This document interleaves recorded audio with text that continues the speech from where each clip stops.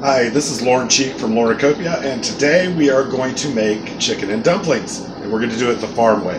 So, your ingredients basically are a chicken, about 2 handfuls of salt, which is 2,000 milligrams, parsley to put in at the very end, and then 2 cups of all-purpose flour.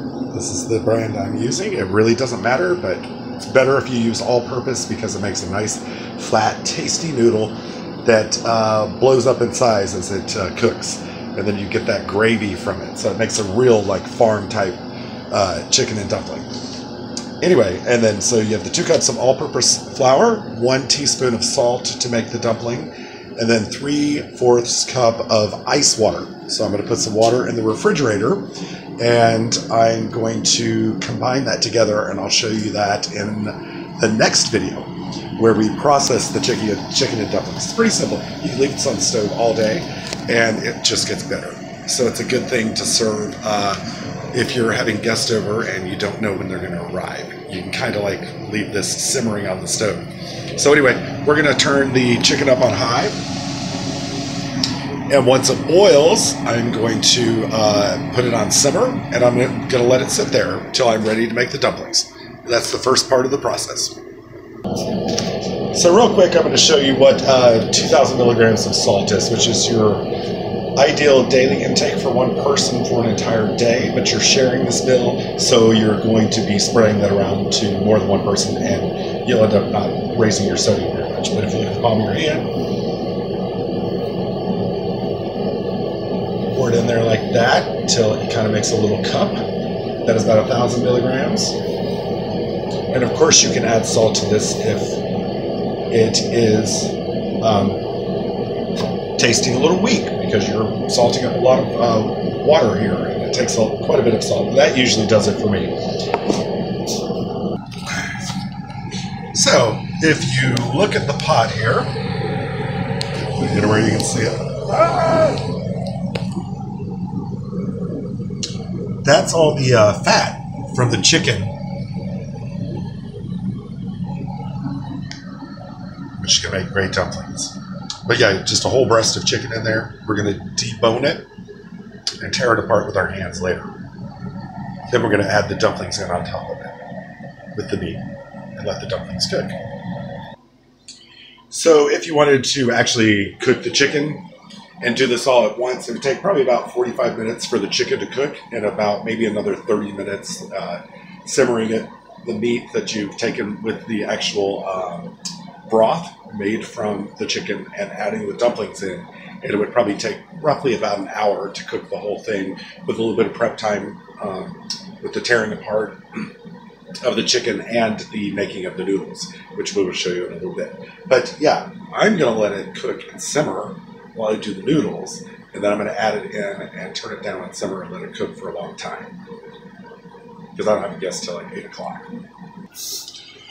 Quick note, check the body cavity for the giblets. I forgot to tell you that, or they'll just boil that plastic right in there.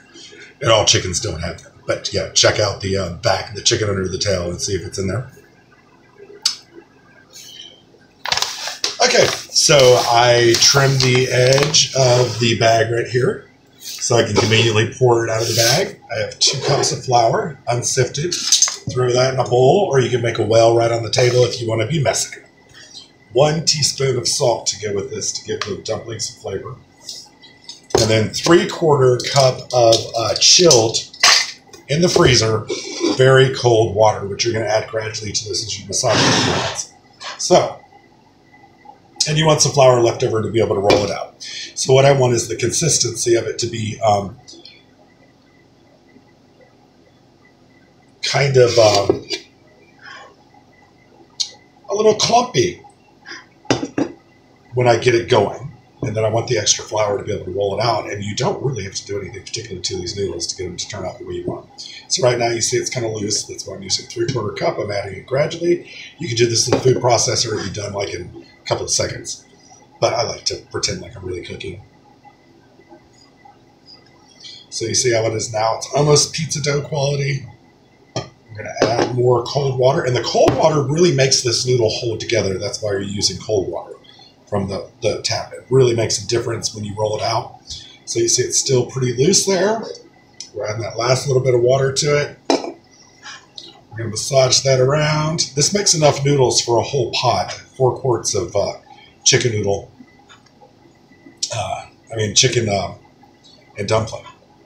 So I've got it there. I'm going to show you what this consistency is like as I massage it together. See, that's pretty quick. So it's kind of a loose clump that'll hold together in a ball. Like that. And that's what your dough should look like before you roll it out. I've got all this extra little crackling stuff in here at the bottom. I'm just going to assimilate that into that. Now we're going to roll out the noodle. So, take your counter. Put this bowl over there. I'm going to have to get this off my hands for a second too.